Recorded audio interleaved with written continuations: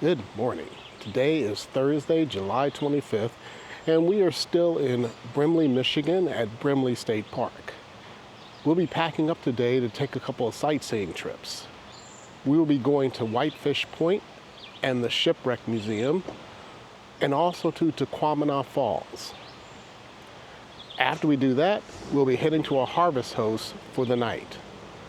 For the next 2 or 3 nights, we will be fully dry camping, which means no water, no electricity, no dump. So this morning, we're gonna make sure we dump our tanks and fill our water up to capacity. From Brimley, we headed west on Route 28 and then took Route 123 north all the way to Whitefish Point.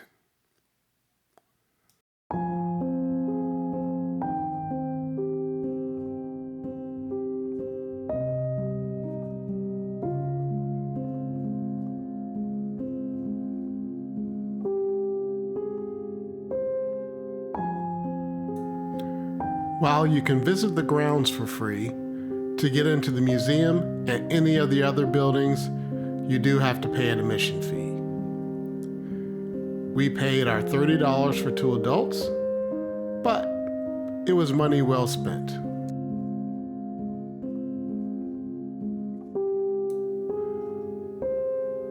The museum documents the many shipwrecks in the Lake Huron and Lake Superior areas, concentrating on those off Whitefish Point.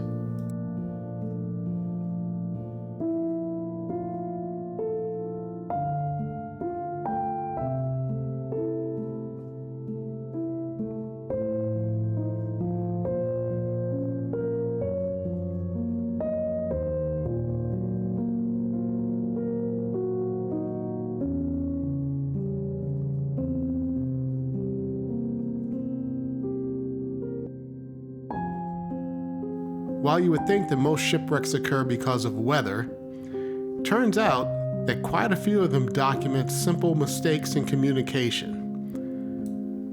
Some of these abetted by the weather. One of the strangest non-weather related crashes was between the Vienna and the Nipigon, owned by the same company. The 2 captains altered course to exchange greetings and ended up running into each other.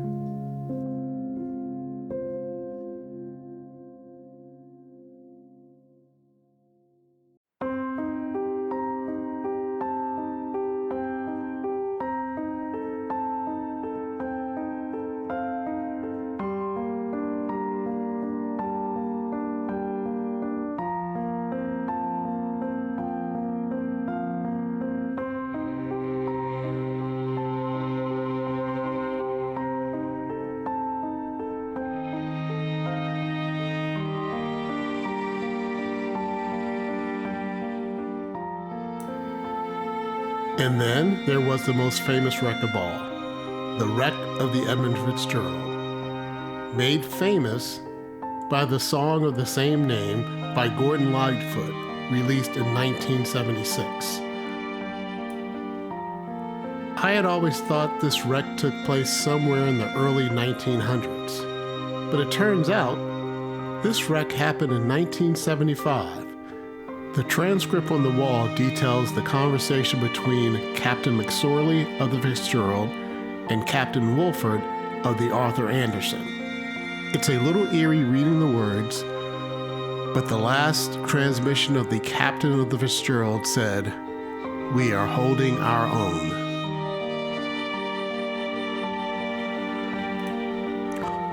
All 29 crewmen perished that day.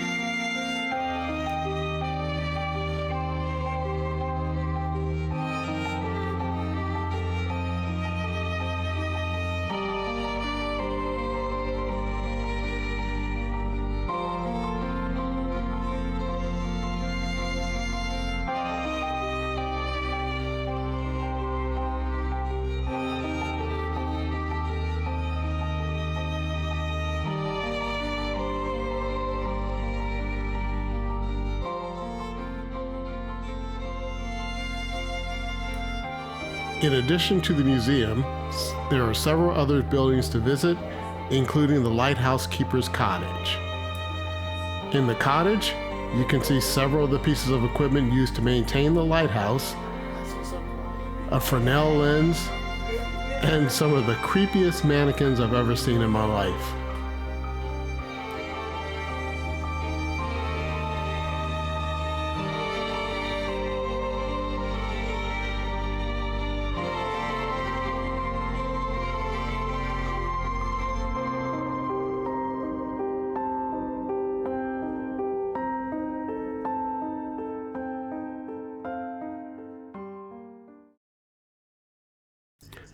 After the Shipwreck Museum, we made our way south about 20 minutes to Tahquamenon Falls. As a non-Michigan resident, to enter the state parks, you can either pay $11 per day, or you can pay $40 for the season and get a parking pass that you put in your windshield. We paid for the parking pass back in Brimley, and therefore we were just waved through. In the parking lot, we opened up the windows, turned on the fans, and made some sandwiches. Then we headed out for the short 3/4 mile walk to the lower falls.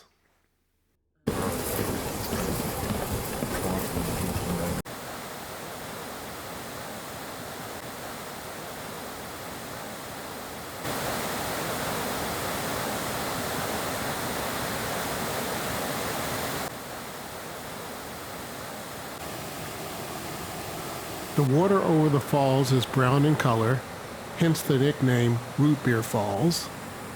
The brown comes from tannins released from the cedar swamps upriver. And then we drove about 5 minutes up the road to the upper falls. And it was another short 3/4 mile hike to the viewing areas.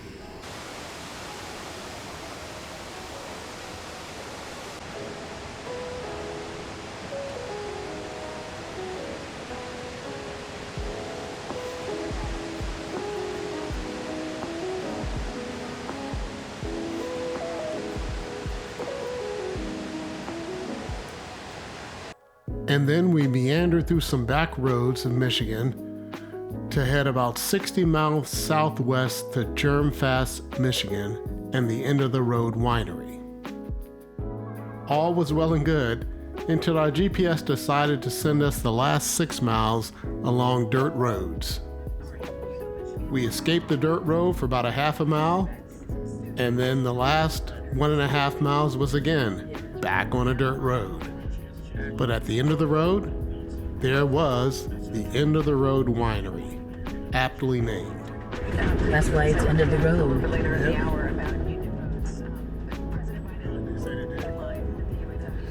The direction to the Harvest Host campsites was clearly laid out, and since we were the last ones to arrive, we had no problems finding our site.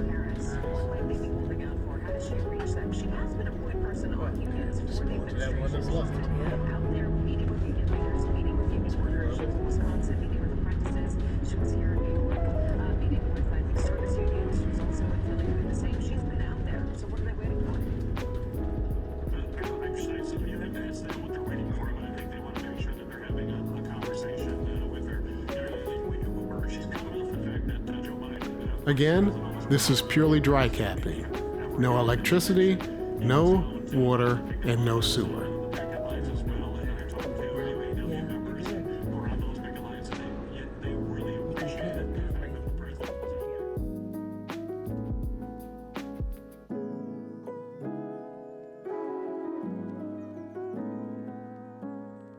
After we settled in at the campsite, we walked down to the winery patio. They had a neat little gift shop selling not only wine, but t-shirts, hats, and all types of wine accessories. We ordered a couple of flights, $7 a piece, and we got to choose our wines.